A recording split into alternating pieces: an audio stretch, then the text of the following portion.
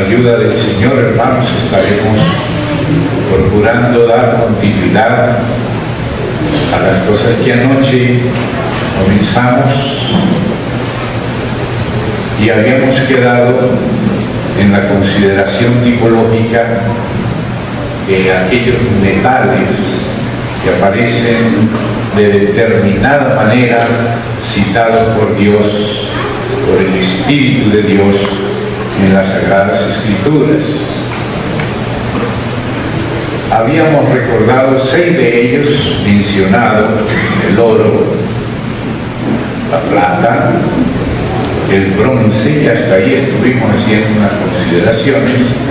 Hay también el hierro, el estaño y el plomo, que son citados también en las Sagradas Escrituras en ciertos contextos, con ciertas ligaciones, para que por ellas podamos entender al Señor lo que Él quiere hablarnos a través de esas figuras. Porque, como decíamos, el Señor habla en parábolas tomadas del mundo animal y también del mundo vegetal y también del mundo mineral. Resumiendo rapidísimamente para empatar a partir de ahí, recordemos que el oro, en la palabra del Señor, nos habla de la naturaleza divina. La naturaleza divina es lo propio de Dios, es el carácter de Dios, cómo es Dios. Y va en primer lugar, porque Dios va en primer lugar, Él es el primero.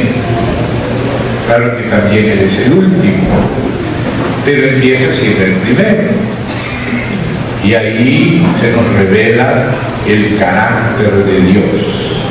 Esa firma, yo Yahvé, donde Él es el origen de todas las cosas, su personalidad se convierte para nosotros en un dechado, en mandamientos. Él es así, y por eso se requiere que seamos como Él, ser santos, como yo soy santo, dice el Señor. Él quiere que estemos delante de Él. Fuimos creados para ser como Él, a su imagen y a su semejanza, y por lo tanto conocer en su naturaleza, muy importante. Pero recordábamos que ese hombre que fue creado a esa imagen y semejanza cayó, y fue necesario una otra operación de Dios. En la creación Dios descansó al 7º día, pero por causa de la caída fue necesario otro trabajo de Dios, como dijo el Señor Jesús: mi Padre hasta ahora trabaja y yo trabajo. No era porque estaba negando que Él ya había descansado de su obra de la creación, pero es que entró el pecado en la creación. Entonces fue necesario repararlo. Y por eso ahora viene ese otro metal, la plata, que se relaciona con la redención. Y recordábamos el ciclo del rescate, que era medio ciclo del santuario, que era de plata. Pero Dios también no solamente quiere perdonarnos, sino que quiere también transformarnos. Y por eso es que necesitamos ser también disciplinados. Recordamos aquellas palabras, y estoy constantemente recordando a Iván Darío por causa de que el Espíritu ha estado hablándonos en continuidad, que él habla del poder de Dios, del amor de Dios y del dominio propio. Y Dios también quiere transformarnos, y por eso Él nos disciplina paternalmente. Dice: yo reprendo y azoto y castigo, dice, a todos los que recibo por hijos. Ese aspecto de la disciplina paternal está representada en el bronce, por eso el bronce aparece allí en el atrio, justo a la entrada, para que el pecado nuestro sea juzgado, y por eso en el lavacro de bronce, hecho con los espejos de bronce de las mujeres de Israel, ahí nos vemos a nosotros mismos. Ese es uno de los importantes trabajos del Espíritu Santo, es que podamos llegar a vernos a la luz de Dios y no a nuestra propia luz.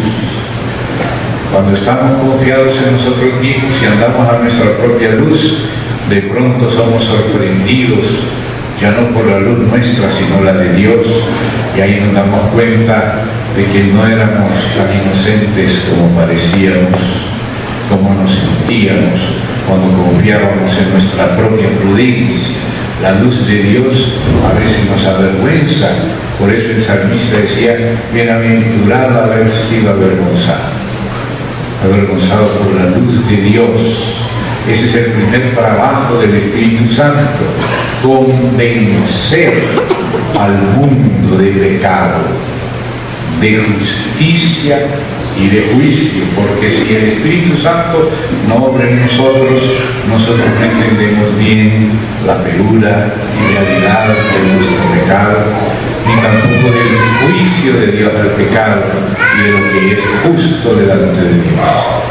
Entonces el trabajo de Dios es convencernos, y por eso están esos espejos convertidos en una fuente donde nos vemos a nosotros mismos para ser conducidos al siguiente mueble también de bronce, el altar de bronce, donde el juicio viene al pecado, y el pecador, identificado con el Cordero, es crucificado con el Cordero.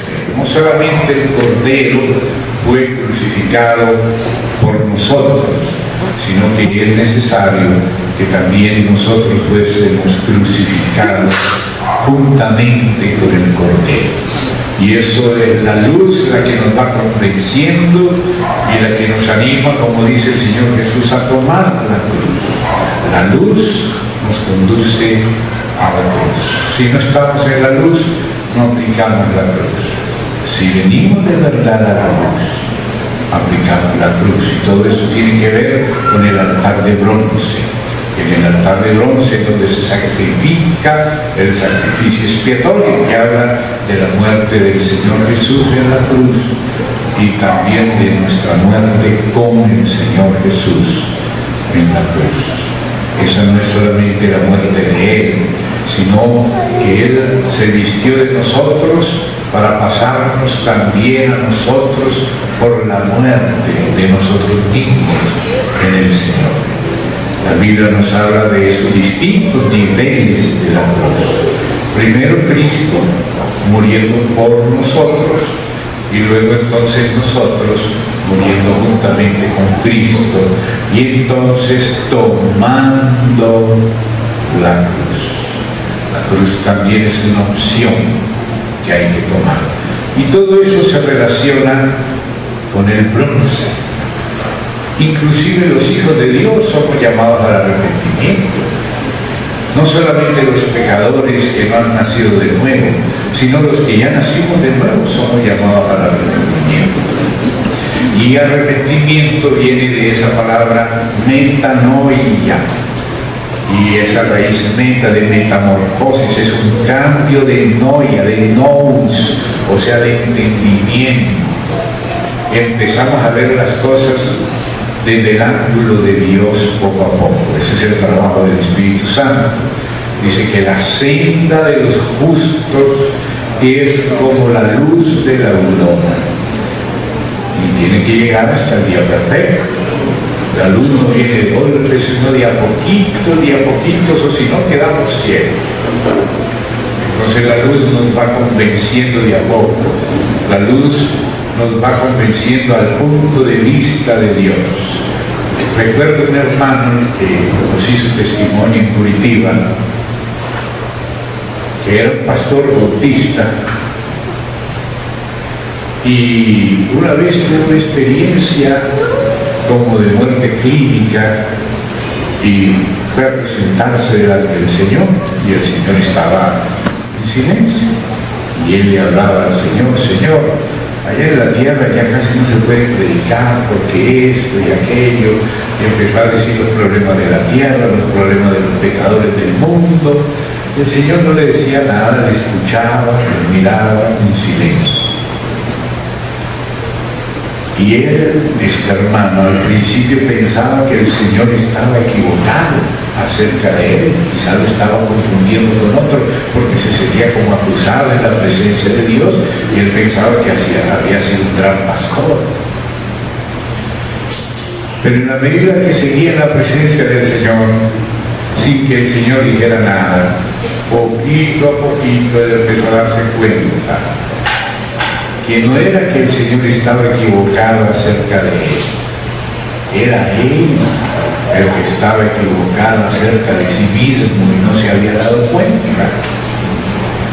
Y cuando uno está en la propia luz de uno mismo, viéndose a sí mismo y viviéndose por sí mismo, nosotros pensamos que no hay nada por lo cual tengamos que ser corregidos o disciplinados o juzgados. Dice que si no nos juzgamos a nosotros mismos, entonces Él tiene que juzgarnos, tiene que corregirnos y irnos convenciendo de a poco que no es que el Señor se equivocó y que quizás nos está confundiendo con otro más malo, que nosotros no somos tan malos como parece que otros dicen. Pero en la luz del Señor, metanoia, cambio de entendimiento, nos vamos empezando a ver a la luz del Señor. Y eso es lo que producirá la Nueva Jerusalén en todas las naciones, porque dice que las naciones van a andar a la luz de la Nueva Jerusalén. Y la Nueva Jerusalén anda a la luz de Dios. No hace falta luna, no hace falta sol, no hace falta otra lámpara, porque la lámpara es el Cordero. Él es la lámpara. Si de verdad nos acercamos al Cordero, el Cordero va cambiando nuestros pensamientos, va cambiando nuestras emociones, va cambiando nuestras autojustificaciones. Y en fin, gracias a Dios que nos justifica con su sangre, pero deja inútil toda justicia propia. Ese es el trabajo convictivo del Espíritu. Es esa luz, el vernos a nosotros mismos a la luz de Dios, es eso lo que nos conduce del lavacro al altar de bronce, que están los dos en el atrio. Jesús dijo: arrepentíos y creer en el Evangelio. Ese es el inicio del Evangelio, cuando Jesús comenzó a predicarlo. Y el arrepentimiento es ese vernos a la luz de Dios, metanoia, cambio de entendimiento. No estemos tan seguros de nosotros mismos. Expongámonos de corazón sincero a Dios, que Él pueda hablarnos, que Él pueda enseñarnos, que Él pueda corregirnos, pedírselo. El hermano Rashmani se dice que constantemente iba donde la hermana, una señora de edad llamada Marta Tarde. Él era un joven de 17, 18, 19 años, porque cada vez que llegaba ya se sentía reprendido con solo la presencia del Señor en la hermana. Gracias a Dios que a él le gustaba ser reprendido por la luz de Dios. Entonces él constantemente iba con el objetivo de ser reprendido, porque él quería vivir en la luz. El Señor dice: todo aquel que vive en Dios vive en la luz, viene a la luz. Es cuando no queremos ser desnudados en la luz de Dios, que salimos despavoridos como cucarachas a nuestros huecos y nos escondemos para que la luz no nos exponga. Y por eso es que los demonios les gusta vivir en la oscuridad, y la gente que está en la línea de ellos también le gusta la oscuridad, le gusta las discotecas, que vestirse como demonios cada vez peor. Hasta los seres humanos ya están haciendo, y es la ingeniería de moda, los búnkers, metiéndose en las cuevas, hasta sembrando arroz allá abajo, porque está escrito que se confesará que el día de su juicio ha llegado. Y eso que todavía dice que está sentado, todavía no ha venido, porque el sexto sello es antes del séptimo, que tiene las trompetas y las copas. Y el sexto sello ya muestra que la gente se quiere esconder cuando verdaderamente está en la luz de Dios. Pero el Señor no quiere que nosotros salgamos atemorizados, sino que nos acostumbremos a venir a la luz, a exponernos para que Él nos corrija, para que Él nos moldee a la imagen de su Hijo. Todo eso tiene que ver con el bronce. Eso es lo que representa ese bronce que resulta bruñido, o sea, refulgente en el fuego de la prueba. Pero en el orden de los metales, como son citados a veces, cuando ellos son citados juntos, son citados en un orden. También, por ejemplo, recordábamos los tiempos y recordábamos aquellas partes del estatua que vio Nabucodonosor en su sueño, y veíamos también ese orden del oro, la plata, el bronce, y después del bronce entonces llega el hierro. Y vamos también a ver el significado espiritual del hierro. Esto no es solamente para saberlo, no, esto es para experimentarlo, porque esto habla de cosas espirituales figuradas a través de esos metales y con que ellos están asociados en la palabra de Dios.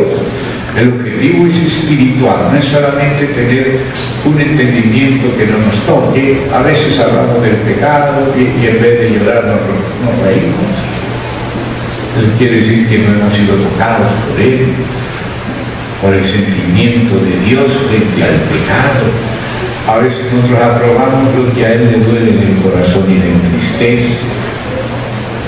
Cuando nos entristecemos con Él, cuando cambiamos la risa en danza, y hay otros que dicen que nosotros mismos cambiemos la risa por el llanto, lo dice Santiago. O sea, todo tiene su tiempo. El momento de arrepentirse es el momento de cambiar la risa en llanto. Y cuando el Señor nos levanta, nos perdona y nos restaura, entonces ahí cambia nuestro llanto en danza. Vamos a abrir la palabra en el libro del Apocalipsis, donde hay un pasaje claro, y con la ayuda del Señor vamos a ir a verlo en los capítulos iniciales.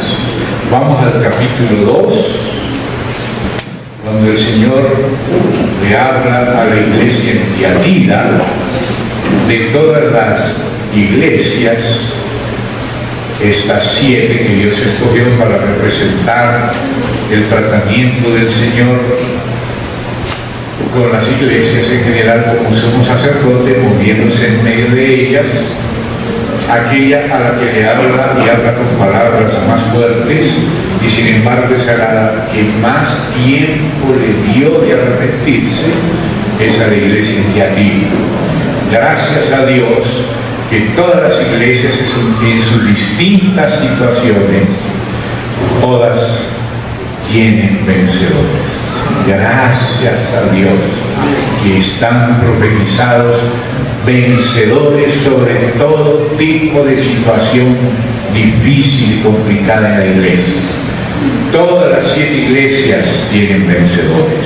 Los problemas de ellas no son iguales, fueron escogidos representativamente para hablarle a todas las iglesias. Lo que el Señor directamente le habla a una iglesia, el Espíritu nos hace parar la oreja. El que tiene oído, oiga lo que el Espíritu dice a las iglesias. El Hijo del Hombre se lo dice a una iglesia, pero lo que Él trata con alguna iglesia es para que el Espíritu Santo lo utilice para hablarnos y tratar con todas las iglesias. Al principio dice, así dice el Hijo de Dios que tiene la espada en su boca, pero después dice, oiga lo que el Espíritu dice a todas. El Hijo de Dios le habla a Tiatira, el Espíritu le habla a todas las iglesias con lo que el Hijo de Dios le habla a Tiatira. Ese es el principio de analogía. Si el Señor trata esta cosa específica de esta manera aquí, eso sirve de analogía para el Espíritu enseñarnos cuando estemos en casos análogos o semejantes. Entonces aquí nos encontramos el Señor hablando de la Tiatira y hablando de los vencedores de Tiatira. Y le dice en el verso 26 del capítulo 2: al que venciere y guardare mis obras hasta el fin. Porque a veces las victorias son bíblicas, son pasajeras, como dice el mismo Señor a veces, que nuestras piedades son como la neblina de la mañana que se desvanece demasiado rápido. Pero el Señor quiere que nuestras victorias sean cada vez más constantes. Por eso es que cuando Pedro habla de añadirle a la fe virtud, a la virtud conocimiento, y al conocimiento dominio propio, también dice que hay que añadirle al dominio propio paciencia. O sea que el dominio propio de una ocasión tiene que tornarse el dominio propio de 3 ocasiones más. Y después de 7 y 10 y 12 y 120 y 500 ocasiones, hasta que se convierte en paciencia y longanimidad. Así es que va formándose Cristo. Y por eso dice al que venciere, pero dice y guardare mis obras, y dice, bueno, todo este año, no, hasta el fin. Dice la palabra de la perseverancia que habla el Señor Jesús, la palabra hipomené, que se traduce perseverancia, se traduce también paciencia, se traduce también constancia, se traduce sumisión, vivir en sumisión al Señor, y que esa victoria se torne no la victoria de esta vez, sino la de muchas veces, y ojalá la de todas las veces hasta el fin. Entonces, aquí ya vamos a encontrar el diálogo. Fíjese lo que dice: al que venciere y guardare mis obras hasta el fin, yo le daré autoridad sobre las naciones y la regirá con vara de hierro, y serán quebradas como vaso de alfarero, como yo. El Señor también aprendió la obediencia por el sufrimiento, y por lo que padeció aprendió la obediencia, y por la obediencia hasta lo sumo, porque se humilló hasta lo máximo, entonces fue exaltado hasta lo sumo. Como dice, el que se humilla será exaltado, y el que se exalta será humillado. Entonces hay una directa relación proporcional entre la muerte y la resurrección, el humillarse ante el Señor y ser puesto en autoridad por el Señor. Y a eso se refiere el hierro. El hierro se refiere a la autoridad recibida del Señor después de la cruz, después de la humillación, después del polvo, como se le dijo a Daniel, desde el primer día que dispusiste tu corazón a entender a tu Dios y a humillarte ante tu Dios, desde ese día fueron oídas tus palabras. No lo dice, pero dice también tácitamente que los días anteriores sus palabras no eran oídas. Mientras él no se humillara en la presencia de Dios y no estuviera dispuesto a entender a la luz de Dios, no eran oídas sus palabras. A veces nosotros hacemos el teatro de consultar a Dios, pero ya tenemos el tropiezo en nuestro corazón, como lo dice Ezequiel. Sería bueno leer en Ezequiel Yo sé que algunos ya hasta recuerdan aquel pasaje que estoy refiriendo, pero hay hermanos nuevos y también antiguos que necesitamos, yo incluido, que esto se nos recuerde constantemente. Entonces vamos a ir ahí a Ezequiel y vamos a leer el capítulo 14. Recuerde que estamos hablando de venir a ser expuestos a la luz de Dios, la cual nos conduce a sus moradas. Entraré al altar de Dios, amén, y Él nos dirige a las moradas de Dios. Y ya sabemos cuál es la morada de Dios, cuál es la casa de Dios. Ezequiel 14. Vinieron a mí, dice Ezequiel, algunos de los ancianos de Israel y se sentaron delante de mí. Y vino a mí palabra de Yahvé diciendo: Hijo de hombre, estos hombres han puesto sus ídolos en su corazón. Ídolo es aquello que ponemos en lugar de Dios, aquello que para nosotros es más importante que Dios mismo, que generalmente somos nosotros mismos los mayores ídolos. Por eso la idolatría es idolatría. Cualquier otra latría que no sea adoración a Dios mismo es un ídolo. Entonces dice Dios al respecto de lo que ponemos, cualquier interés personal que pongamos antes que el mismo Señor. Entonces dice ahí: estos hombres han puesto sus ídolos en su corazón.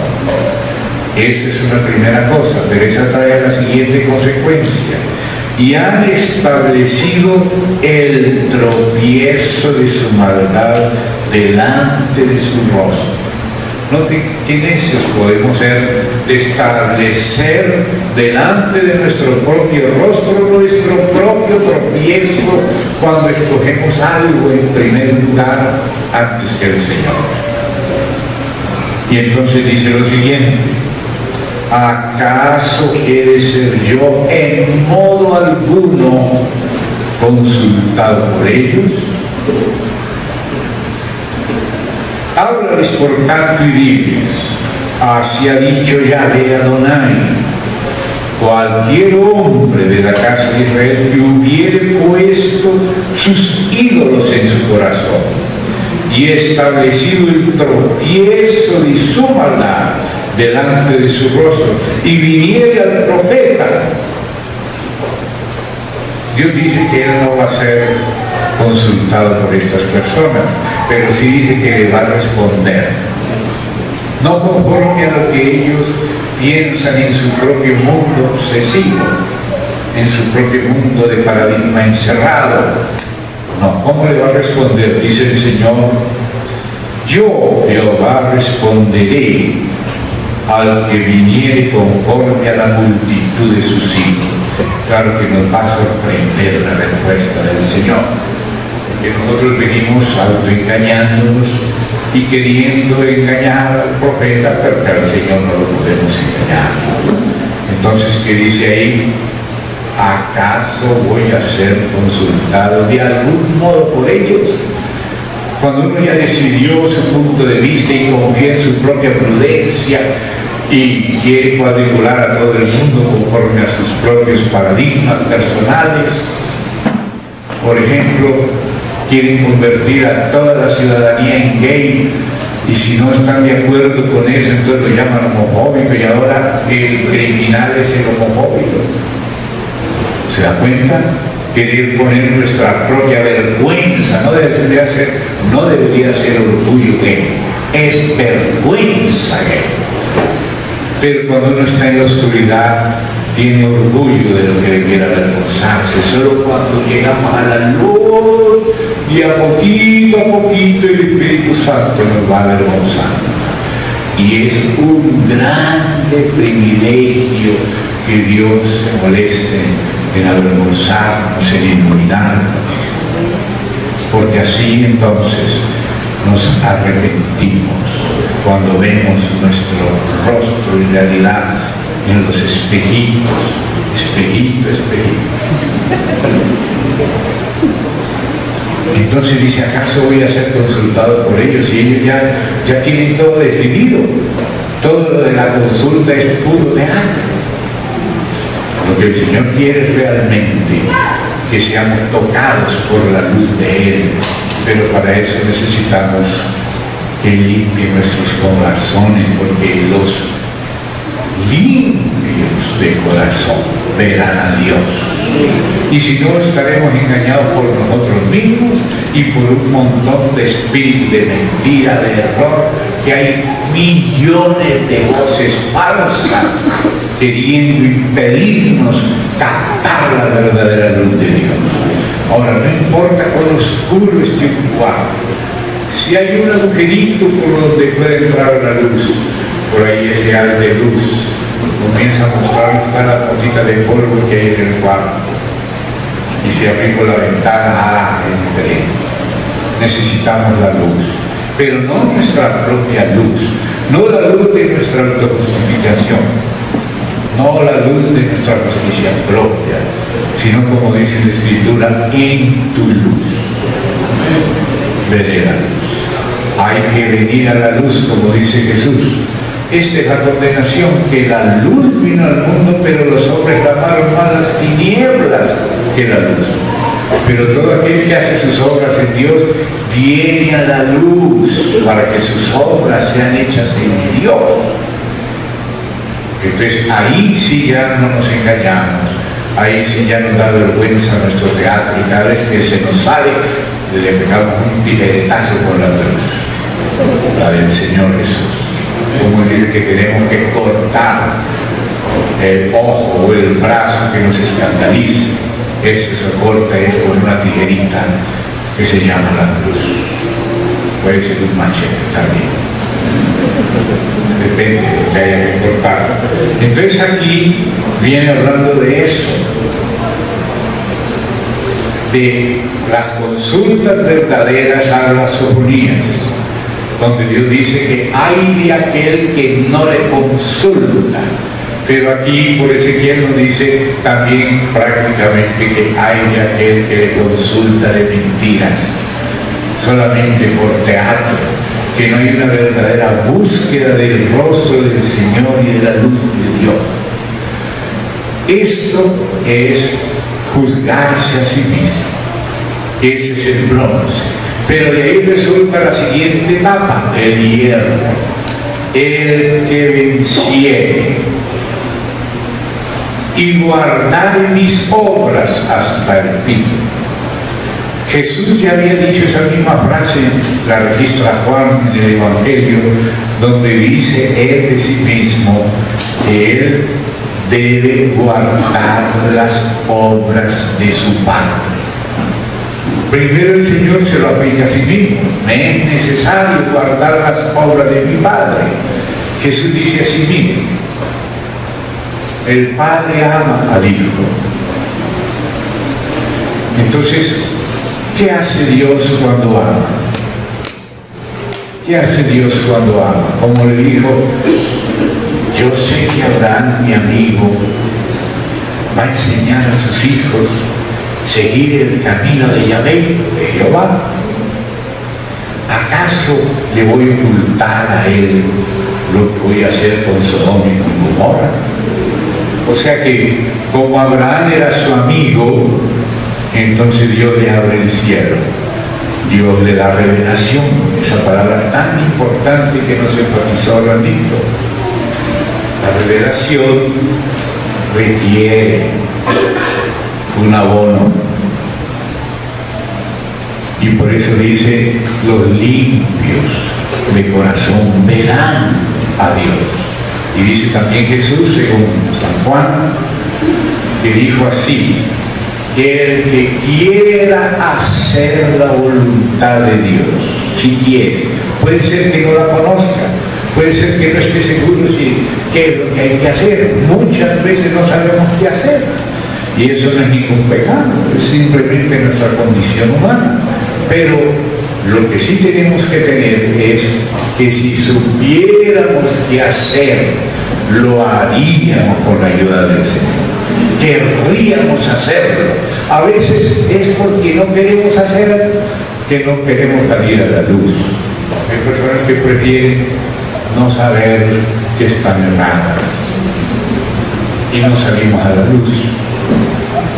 Pero el que ama a Dios viene a la luz para que se manifieste que sus obras son hechas en Dios.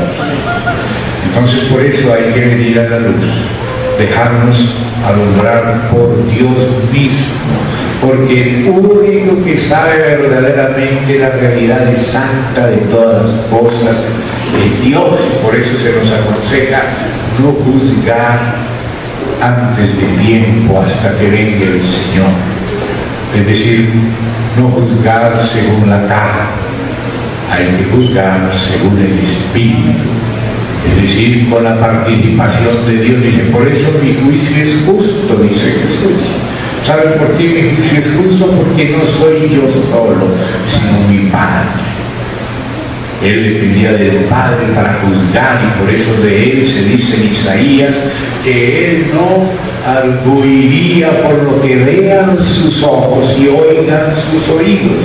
Él no confiaría en lo que ve ni en lo que oye, sin filtrarlo primero por su Padre. Y por eso él es justo. Dice, porque no soy yo solo, es mi Padre. Y por eso el Padre, como vio que el Hijo depende de él, entonces le tiene confianza al Hijo y le da al Hijo el juicio. Y por eso quiere decir que el Padre le delegó al Hijo el juicio, porque él es Hijo del hombre, porque él ha experimentado el ser humano, todo tipo de tentación, fue tentado en todo conforme a nuestra semejanza, y fue vencedor, y por lo que padeció aprendió como hombre la obediencia. Dios le delegó el juicio, le delegó la creación con la arquitectura, le delegó la revelación, le delegó la redención, le delegó el reino, pero también le delegó el juicio. Y eso es lo que le gusta a Dios, delegar al que guardar mis obras hasta el fin. Como el Hijo guardó las obras del Padre, yo le daré autoridad, y regirá con vara de hierro. Y a eso se refiere el hierro, a la autoridad recibida de Dios, autoridad delegada por Dios en base a la fidelidad a Dios. Porque Dios compara con aquellos sacerdotes y pone dos sacerdotes, uno que era infiel y lo compara con un clavo flojo. Un clavo que está en la pared pero que es flojo, no se le puede confiar nada. Va a poner un abrigo y se cae el abrigo y todo el polvo encima del abrigo. O una cartera y se le cae y se le rompen las gafas, quién sabe qué puede ser. Dice que eso es un clavo, es un sacerdote no confiable, que no se le puede confiar la llave de David, que abre y nadie cierra, y cuando cierra nadie abre. Esa es la llave que Dios quiere confiar. Cuando Él abre nadie puede cerrar. Él ya lo quiere cerrar todo lo que quiera, pero no podrá cerrar.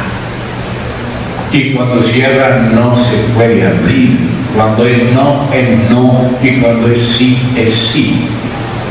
Entonces el Señor quiere delegar su autoridad. Él dijo, hagamos al hombre, pero no empezó por señoré.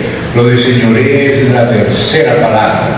La primera es a nuestra imagen, conforme a nuestra semejanza. La palabra imagen quiere decir que represente al Señor. No representamos a nosotros mismos, no representamos nuestros intereses o los de la familia por el nepotismo, por cualquier otra cosa. Si no representamos al Señor mismo, el Señor va a tener que hacer lo que hizo con Moisés.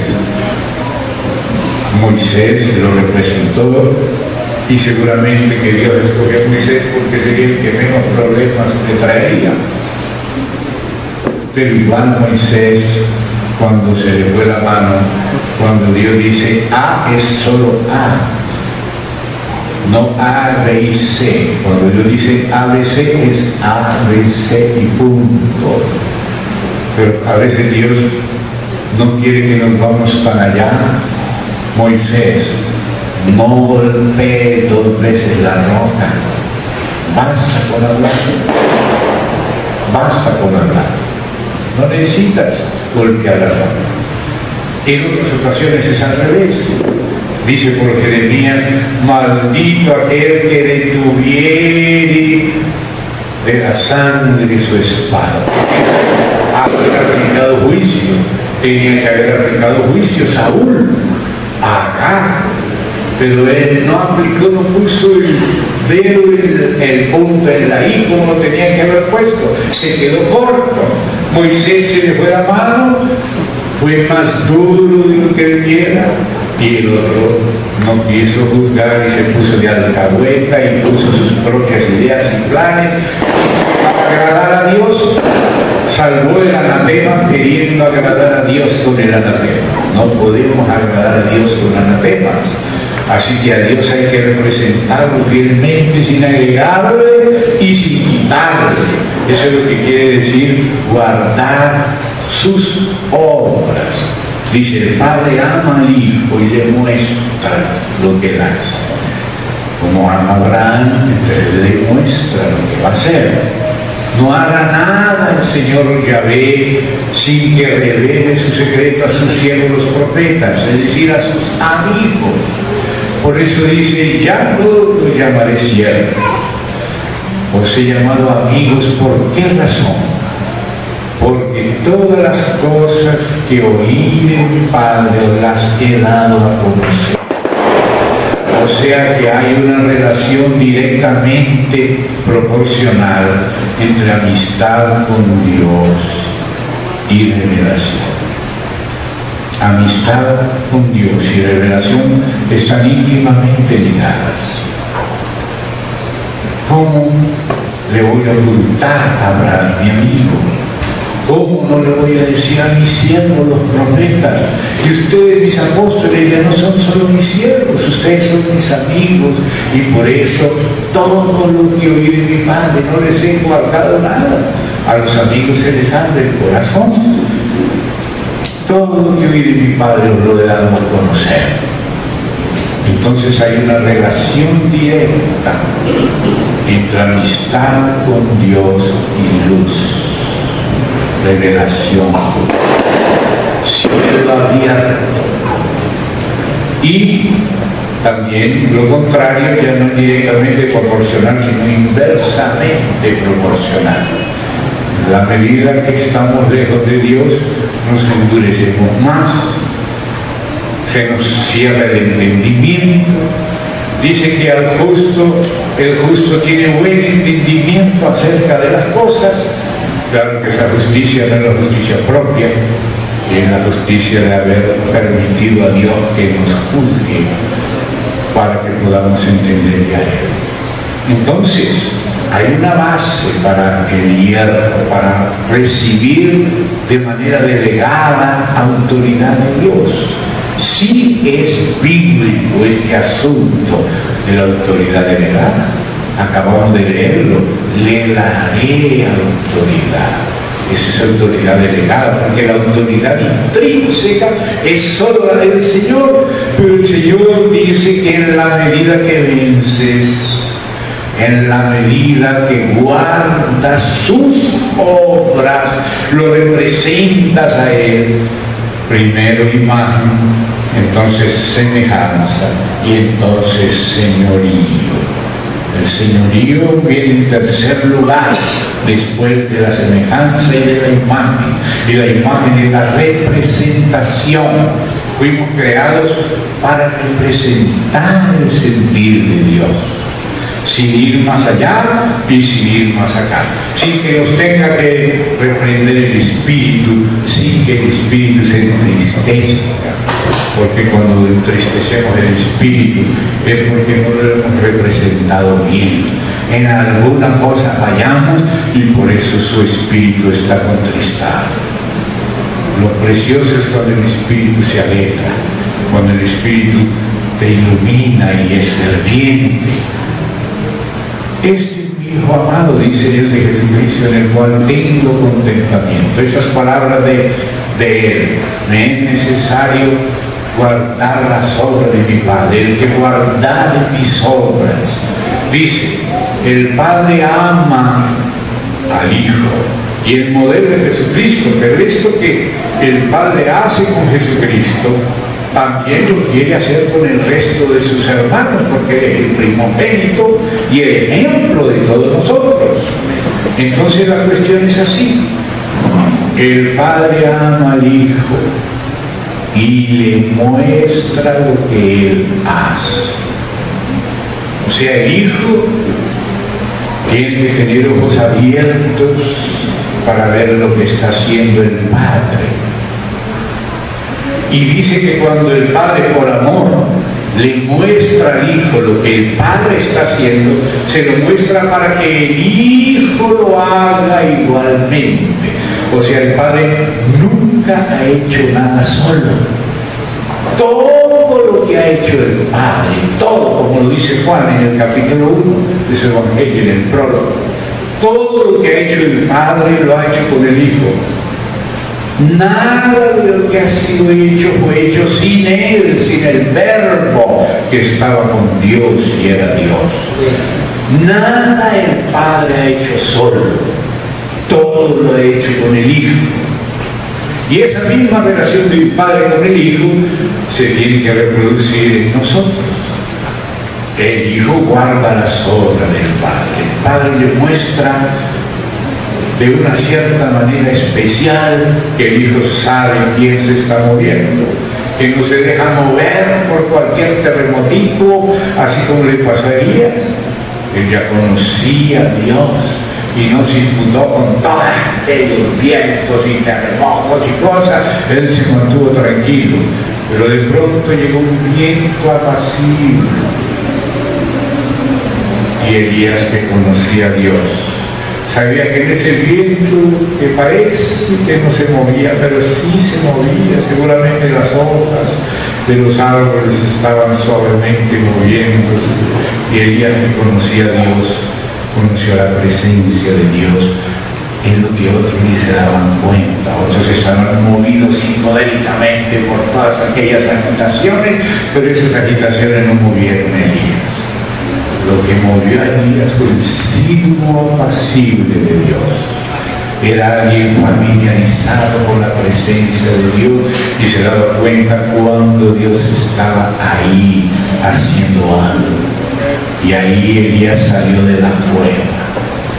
Hermanos, solo el silbo apacible de Dios, conocido por la asiduidad con Dios, nos sacará de la cueva. Y si no, seguiremos en la cueva hasta que viene el silbo apacible. Y ahí sí se dio cuenta que Él tiene que presidir, Él es el que tiene que abrir nuestros ojos. El Padre ama al Hijo y le muestra lo que Él está haciendo. ¿Qué haces aquí, Elías? Tengo un trabajo para ti, sal de aquí, vuélvete otra vez allá y vas a ungir a este rey, y vas a ungir a este otro reino para Israel, otro para Siria, y al profeta Eliseo lo vas a ungir porque él va a continuar, porque tú ya vas a venir a descansar. Entonces tienes que dejarle el manto a Eliseo. Y Dios le dio ese trabajito que entendió claramente en el silbo apacible. Elías percibió lo que Dios estaba haciendo. Así parece invisible. Quizá nadie se hubiera dado cuenta. Estamos tan distraídos con tantas cosas, como dice la Escritura, que estamos mirando solamente a lo de este mundo, que es pasajero. Entonces no estamos capacitados para ver el soplo del Espíritu, porque no estamos delante de Él, sino que estamos vueltos hacia el mundo. Y cuando estamos vueltos hacia el mundo no entendemos lo que Dios está haciendo y nos deja el tren. Lo que Dios quería hacer con nosotros ya no lo puede hacer porque estamos en otras cosas. Usted tiene que buscar que esté por ahí cerca. ¿Quién era el que se sentaba ahí a los pies del tabernáculo cuando murió Moisés? Pues Josué era el que estaba por ahí. ¿Quién era el que estaba por ahí cerca cuando Dios habló y por estar cerca escuchó a Dios hablando? ¿Quién irá por nosotros? Heme aquí, dijo Isaías, porque estaba cerca, por eso escuchó. ¿Quién irá por nosotros? Porque estaba ahí cerca, a los pies. Y Josué también estaba cerca. Y hay que estar cerca para oír a Dios.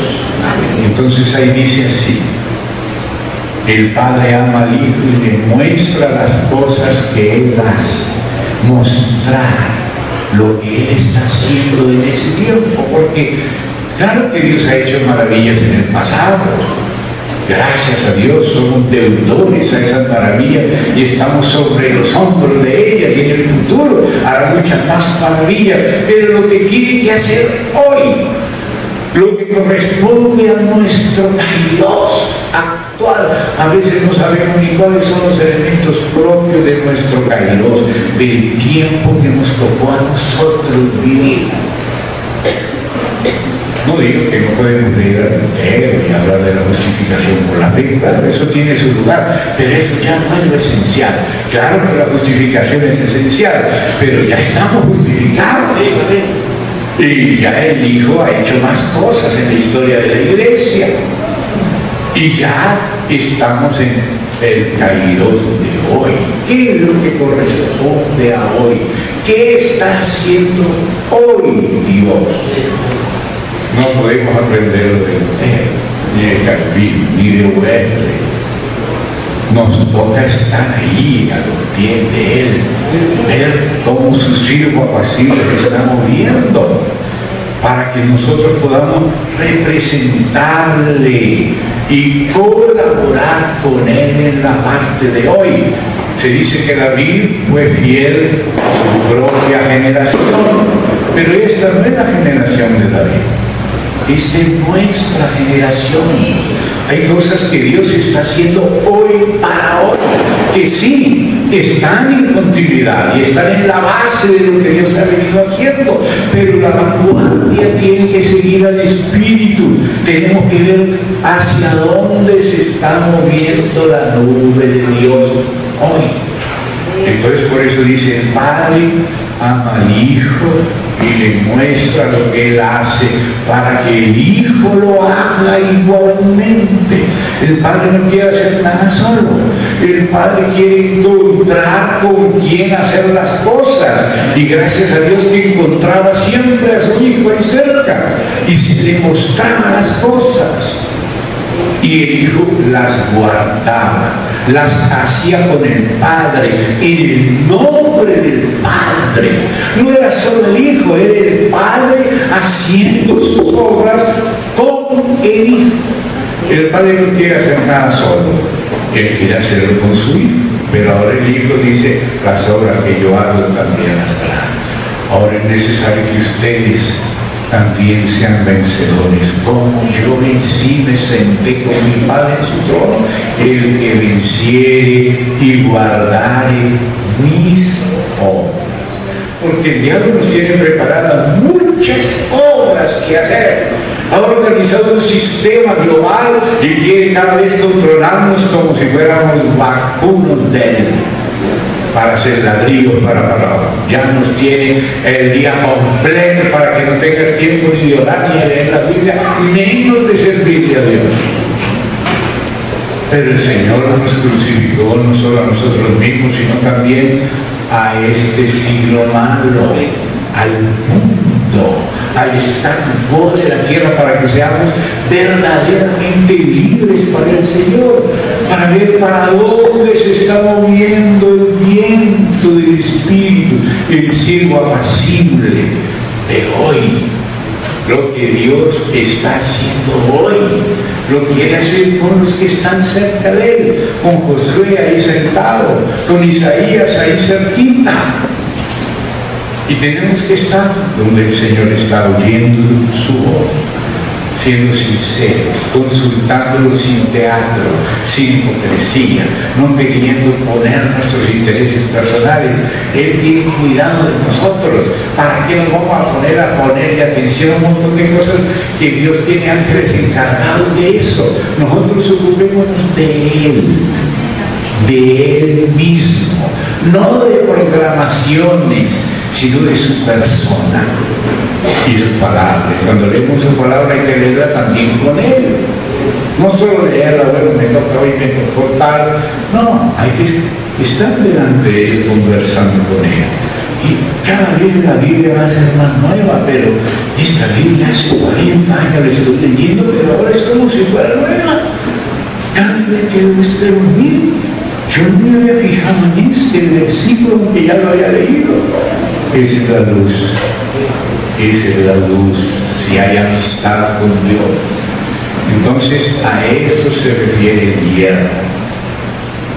El que venciere y guardare mis obras, y por eso vimos cómo Jesús lo hacía, y que el Padre le abría los ojos, ya no lo llamaré siervo, porque el siervo no sabe lo que hace su Señor. O se llama amigos, porque todas las cosas que huí de mi Padre las he dado a conocer. En eso se nota la amistad que se tiene con Dios. ¿Cuántas cosas Él te da a conocer de Él, de su Hijo, de su obra, de su tiempo? A veces de los pecados de las personas, sobre todo de uno mismo, porque a la luz de Dios estamos totalmente expuestos. Y por eso era necesaria la sangre todos los días, y el Espíritu de Cristo, su sangre y su Espíritu, todos los días. Esa es la mayor necesidad. Vemos desde otro punto de vista, vemos desde otro ángulo. Necesitamos ver cómo Dios ve, y para eso se nos da el Espíritu.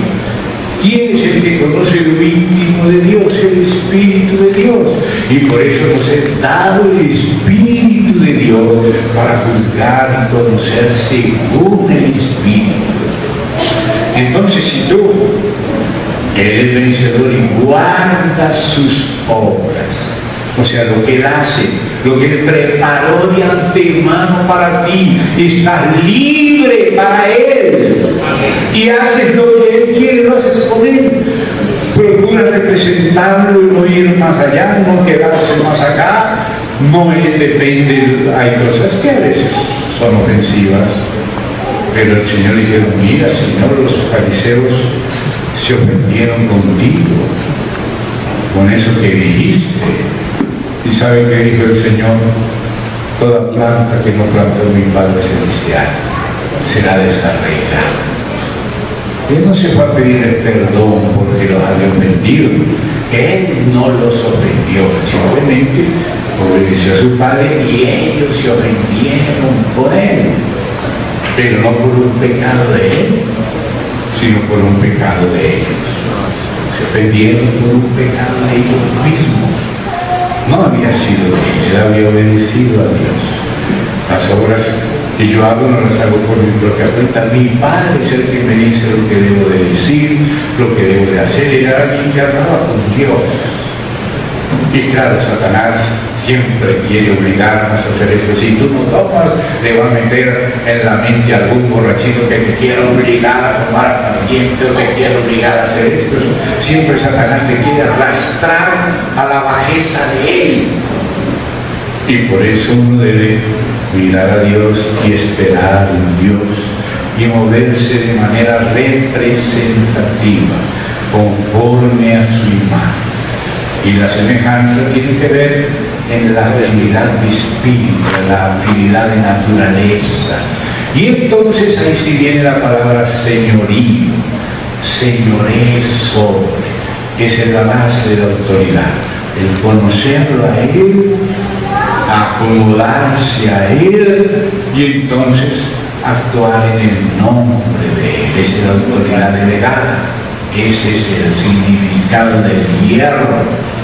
Al que venciere y guardare mis obras hasta el fin, yo también le daré autoridad sobre las naciones y las regirá con vara de hierro, como yo la he recibido de mi Padre. O sea, lo que vivió Jesús, ahora nosotros, sus hermanos menores, por medio de su mismo espíritu, tenemos que hacer las mismas cosas que Él vivió. No es hacer lo que otros esperan, no es hacer lo que otros manipulan, no. Nosotros no debemos ser manipulados, eso es cubrirse la cabeza vergonzosamente. El varón no debe cubrirse la cabeza, no tiene que tener otra cabeza sino a Cristo como cabeza. Eso fue el problema de Adán, que obedeció a su mujer en vez de obedecer a Dios. A veces obedecemos a cualquier otra entidad, cualquier otra cosa, antes que a Dios.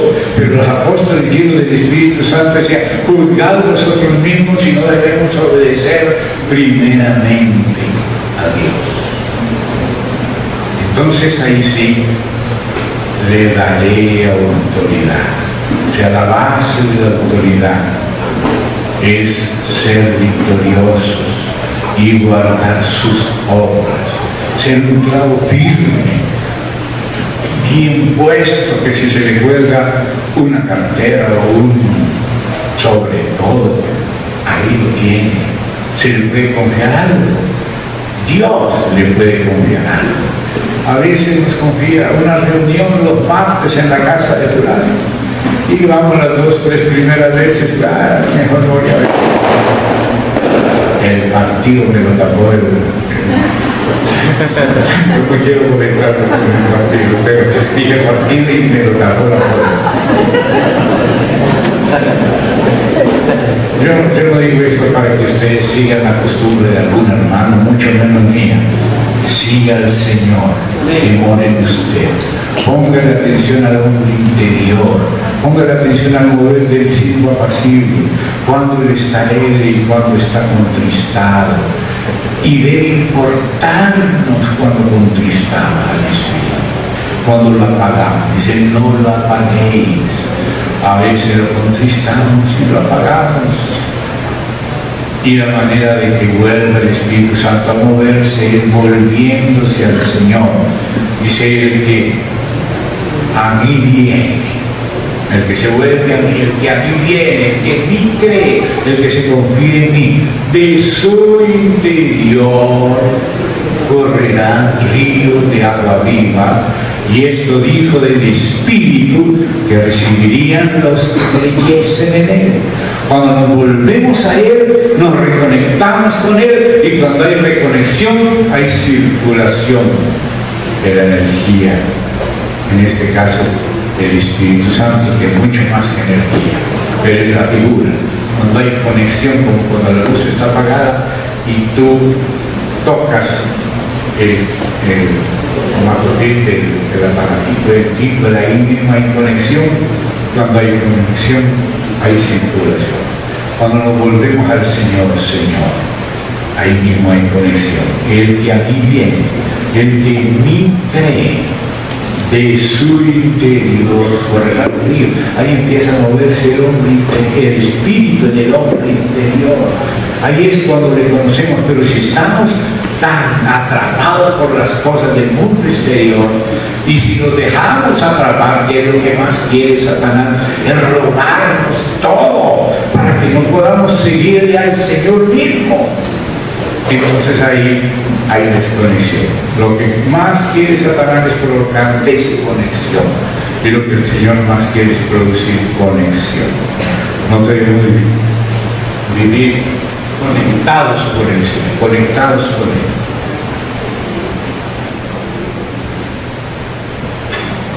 Entonces ahí le representamos y nos vamos asemejando a Él, y entonces vamos pudiendo representarlo y señorear. Esa es la autoridad. Señorear sobre los peces del mar, sobre esto, sobre aquello, es decir, sobre lo que Dios quiere hacer sobre la tierra contigo, con la iglesia, extender el reino suyo porque el reino suyo es cuando le obedecemos, como el Hijo dice, por eso me ama el Padre, porque yo hago siempre lo que me agrada.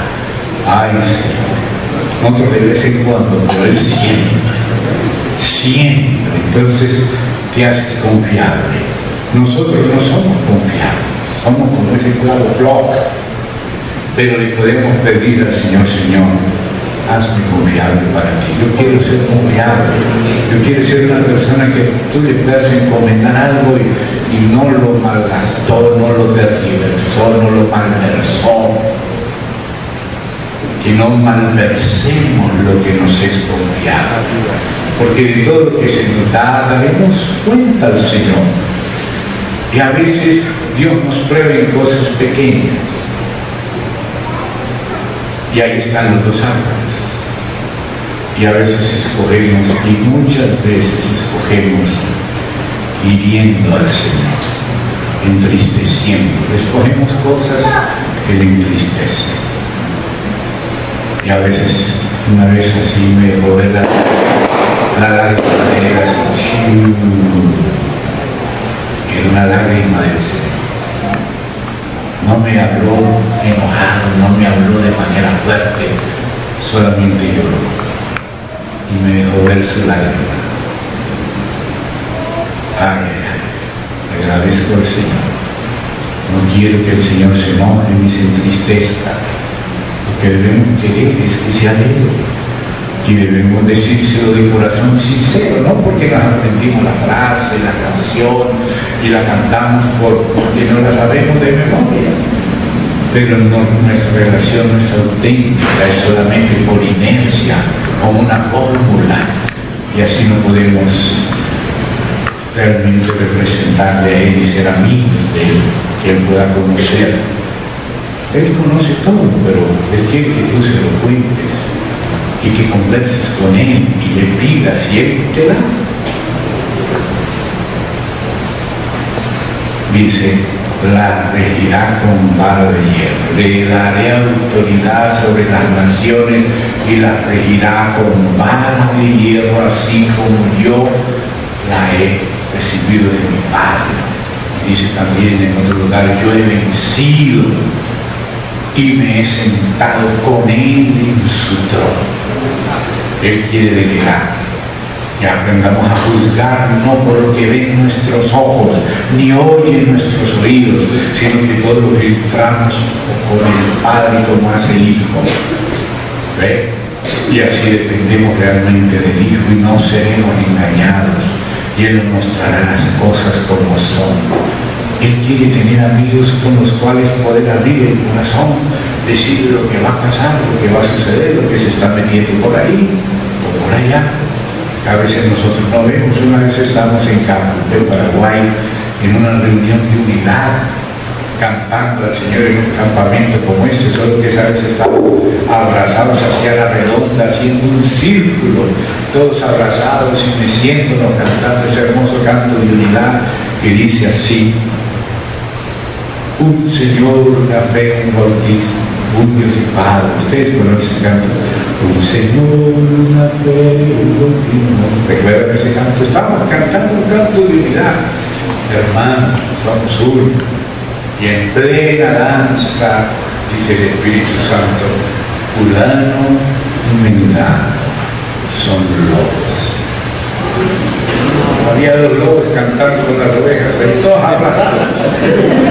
Todas las ovejas abrazadas, pero disfrazados de ovejas había 2 lobos. ¿Quién se iba a dar cuenta? Pero como el Señor es fiel y era sincero, entonces nos dijo que tengamos cuidado con 2 lobos disfrazados de ovejas que andaban por ahí. Y ahí empezamos a poner cuidado, y resulta que eran discípulos de un falso Cristo. Estaba enseñando que Él era la segunda venida de Cristo, que Él era Moisés, Elías y Cristo. Imagínense, todas las cosas. Entonces, desde ahí empezamos a poner atención y se descubrió que por detrás estaban visitando a los hermanos más nuevitos, y metiéndole sus casetes de discursos de un falso Cristo. Imagínense. Aprovechaban que estaban ahí entre los hermanos, pero no hacían las cosas a la luz, ni en comunión con los que el Señor ha delegado para supervisar, eso es lo que quiere decir episcopos, obispos, supervisores, superintendentes que sobreveen, sobrevedores. Pero claro, el diablo siempre se esconde por detrás y hace las cosas en secreto. Pero el Señor lo pilló y se lo mostró a algún hermano. Este y este son lobos, pon atención ahí. ¿Ven? Entonces necesitamos eso, que el Señor nos pueda abrir el cielo, nos pueda revelar algo de verdad a la luz de Dios y que se dé y es verdadero. Le daré autoridad. La autoridad se relaciona también con el nivel de revelación. Según la autoridad que Dios te delega es la revelación que te da, porque tienes que sobrever, supervisar, darte cuenta. Y si tú no ves y no tienes revelación, entonces se te cuela por delante y por detrás cosas. Porque nadie es suficiente en sí mismo, como dice Pablo, para estas cosas. ¿Quién es suficiente? En vano trabajan los edificadores y el Señor mismo no edifica la casa. En vano vela la guardia si el Señor mismo no guarda la ciudad. Es el Señor el que nos tiene que soplar, como dice Job, que el soplo del Omnipotente le hace entender. De pronto vienen chispas y fue el Señor que te sopló. ¿O si no? Muchos de los grandes inventos han sido ese soplo del Señor. A veces casi tienes un accidente y llegaste hasta aquí, de pronto fue la mano del Señor que te guardó y empezaste a conocer algunas cosas que no conocías. Permítanme unos minutitos más, voy a pasar rápido por el estaño, porque el menos citado en la Biblia es el estaño. Aparece el estaño en la Biblia y aparece siempre en ese orden de oro, plata, bronce, hierro, estaño, plomo. Ese es el orden en que aparece. Pero por lo menos algunas cosas interesantes del estaño que espero que el Señor me enseñe más sobre el estaño. Habla que el estaño resiste el fuego. También como otros, pero se habla también de manera que incluye el estaño. Tiene una propiedad de resistir el fuego, pero a veces también se vuelve escoria. O sea que el fuego es para refinar, no para que quede nada, sino escoria. Pero es cuando somos tan duros y el Señor aplica el soplete y aplica el soplete y uno sigue duro, duro, duro hasta que quedamos vueltos escoria. Y de nada servimos. Pero el estaño servía para obtener los bienes de Israel. El estaño venía iba desde Tarsis, y Tarsis es el occidente. Bolivia, por ejemplo, es un país con mucho estaño. Y con el estaño de Tarsis se conseguían los bienes de Israel. Alguna cosa nos querrá decir Dios con el estaño. Amén. Servía de moneda de pago para negociar con Israel. El occidente negociaba con Israel y le pagaba con estaño. Israel sabía qué hacer con el estaño, pero el estaño era la recompensa que recibía Israel por su fruto. Tiene un sentido de recompensa. Cuando ese estaño es purificado, es limpiado por el fuego, resiste el fuego, es algo que se puede usar para muchas cosas. Porque lo que se quema con el fuego, como la madera, como el heno, como la paja, no es de valor. Lo que puede resistir el fuego sirve para obtener algunas cosas. Pero Permítame saltar por causa del tiempo, voy a saltar al plomo, porque el plomo es el último, y estamos hablando de anakeparaiosastai, de la recapitulación, del encabezamiento de Cristo sobre todas las cosas. Y si empieza por el oro y termina por el plomo, es porque el plomo tiene una significación interesante, y les ruego que veamos apenas algunos versos. Hay varios versos, pero hay algunos que son especiales, y por eso les ruego que vamos al libro de Amós, y vamos al capítulo 7, y llegamos al verso también 7. Aquí hay una enseñanza de Dios usando el plomo. Dios usando el plomo habla para Amós, y Amós habla para todos nosotros. Entonces vamos a poner un poco atención, y acuérdense que el estaño está antes del plomo y antes está el hierro. O sea que, así como ha habido un orden en esos metales, ya vimos el asunto de la autoridad, que está representada por el hierro, y vimos el asunto de ese comercio positivo que se puede tener con el estaño, porque la autoridad tiene que negociar. Cuando se te da algo es para negociar y producir, como le dio una mina a cada uno de sus siervos. Lo que Él nos da, minas y también talentos, son para negociar entre tanto que yo vengo. Entonces ese negocio está asociado justamente con el estaño. Cuando ves cuáles son los versículos asociados con el estaño, la función del estaño tiene que ver con ese negocio. Pero el último de ellos, que es el que tiene que ver con la economía del cumplimiento de los tiempos, el final tiene mucho que ver con el plomo. Vamos a ver Amós 7:7. Me enseñó así, ¿cómo me enseñó? He aquí el Señor, el Señor mismo. ¿Y dónde estaba el Señor? Y estaba sobre un muro hecho a plomo. Mire dónde está el Señor. Sobre un muro hecho a plomo. Interesante.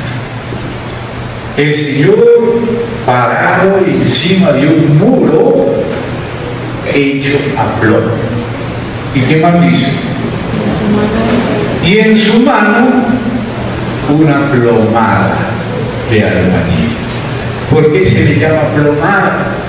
Porque se hace de plomo. El plomo es uno de los metales más pesados. Los tres metales más pesados, así más conocidos, son el uranio, el torio y el plomo. Son pesados porque tienen muchos neutrones y electrones. Por ejemplo, el hidrógeno tiene un solo electrón y un solo protón en el núcleo. Un protón en el núcleo y un electrón girando alrededor del protón. Eso es algo ligero, muy ligero. No es un elemento pesado, sino denso, sino liviano. Protón, un electrón. Cuando tiene dos, ya no es hidrógeno, sino helio, y ahí los que han estudiado en química la tabla periódica ven cómo van aumentando el número de los protones en el núcleo, a veces con neutrones, y alrededor en la periferia dos electrones. Pero cuando llegan los más pesados, que tienen más protones y más electrones y neutrones, y por eso los usan en las bombas atómicas y bombas de neutrones, porque bombardean el núcleo y uno le dispara al otro y al otro y sale, y hacen una explosión terrible. La bomba de hidrógeno es solamente uno por uno, pero la bomba de uranio se vuelve torio y se vuelve plomo solamente por el escape de algún electrón. Son elementos muy pesados, son átomos muy densos, con muchas partículas atómicas positivas, como los protones, o negativas como los electrones, y esos elementos pesados son más densos, y por eso un muro de plomo es para impedir inclusive a veces hasta ciertas radiaciones pasar al otro lado. Por eso las personas que trabajan con rayos X usan el plomo para afectarse menos, y si ellos se descuidan se les van deformando las manos y otras partes. El plomo es como para un muro infranqueable. Y el Señor, que es el Señor de la guerra, se para en el muro hecho a plomo y tiene en la mano una plomada. La plomada pesa porque es de plomo, entonces siempre va directamente al punto. Y fíjese cómo, y esto es así en la historia es como un péndulo, que a veces basta un punto, pero el Señor le pone límite con el peso del plomo y le hace devolver si se quiere ir para otro lado, pero el Señor también le pone límite con el peso del plomo. Digamos que el peso, eso tiene que ver con el plomo. Es el peso que marca los límites, como este muro de plomo. Hay mucha liviandad y poco peso, mucha chatarra, comida chatarra, como se llama, sin peso. Pero fíjate que la autoridad es para que tengas peso. La Biblia habla del peso de gloria, la plomada, que no está torcido ni para un lado ni para otro lado, que está equilibrado. Y así es que el Señor reúne o encabeza todas las cosas por el peso que tiene.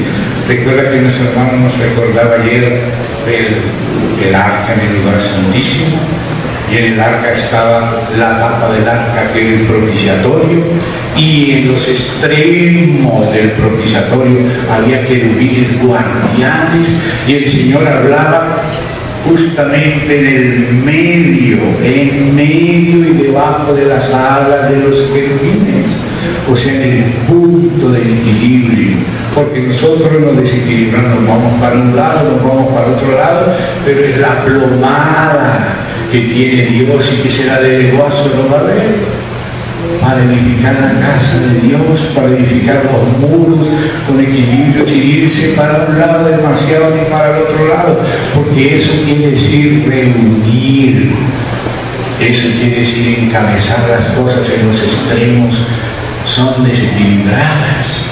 Entonces la autoridad del Señor tiene que ir adquiriendo cada vez más peso, así como se pasa del bronce al hierro, se tiene que pasar también del hierro pasando por el estaño, o sea, aprendiendo a través de la negociación, de la aplicación, como dice, aprendiendo por experiencia, porque no se trata de teoría, porque si solamente somos neófitos y sabemos teoría, aplicamos las cosas con desequilibrio, porque todavía somos nuevos y por eso somos todavía muy teóricos, hasta que a través de los muchos quebrantos, de ser experimentado en quebranto, vas aprendiendo a frenar antes de que llegue el precipicio. A veces vamos muy rápido y frenamos muy brusco, pero cuando ya tienes experiencia, vas frenando desde antes. Vas frenando de a poquito desde antes y sabes que tienes que dar la vuelta así, porque si lo das demasiado cerca, la carreta se va a chocar con la montaña. O sea, la experiencia en quebranto va ayudándote a tener sabiduría, que es la aplicación del conocimiento. No solamente tenemos que tener conocimiento, sino sabiduría en manejarlo.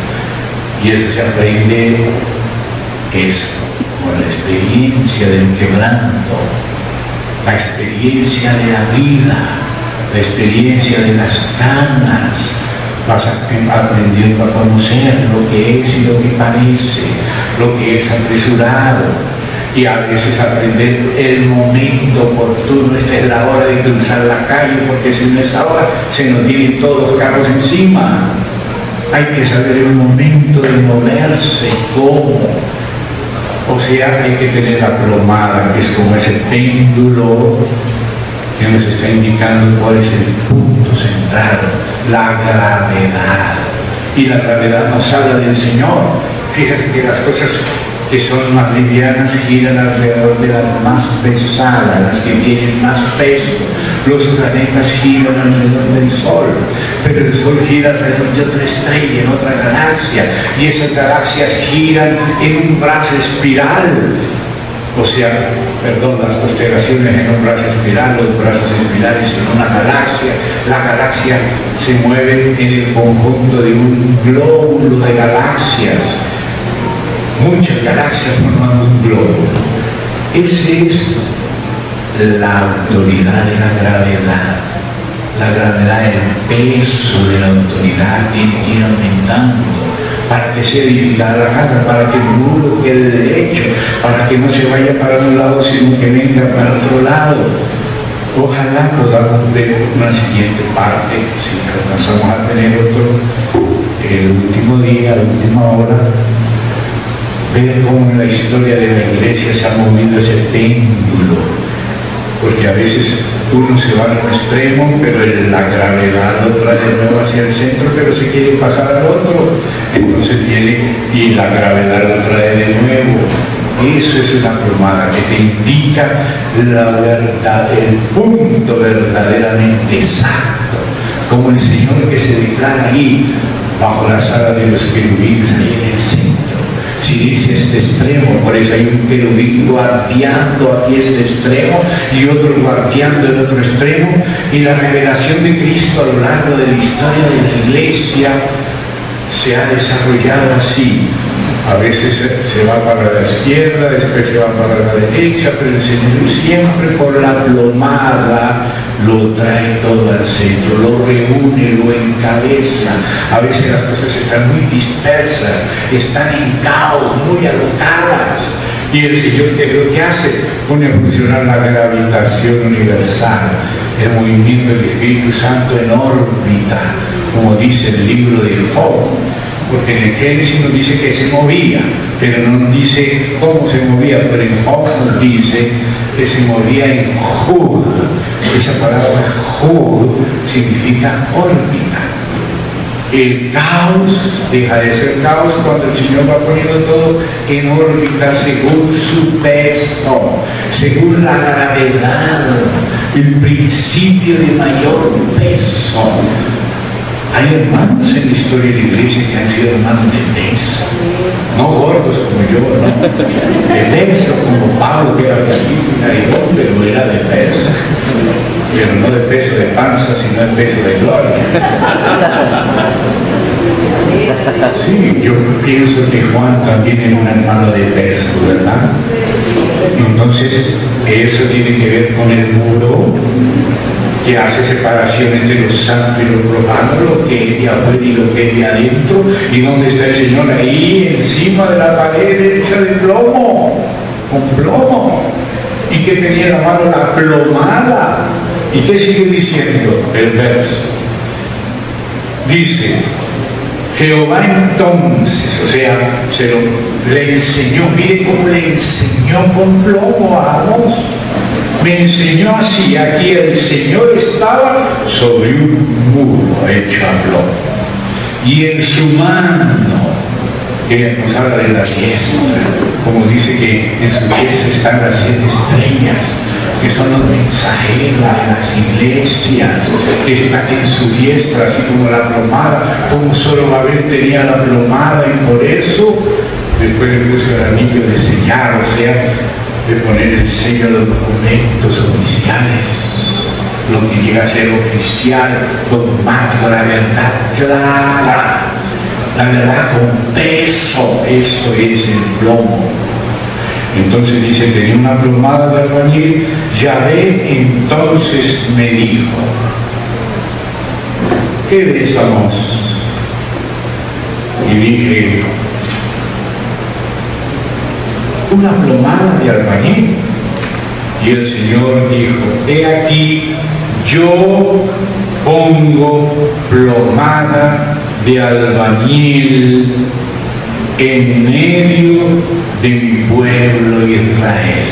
No lo toleraré más. Hay cosas que el Señor nos manda a tolerar y cosas que manda no tolerar.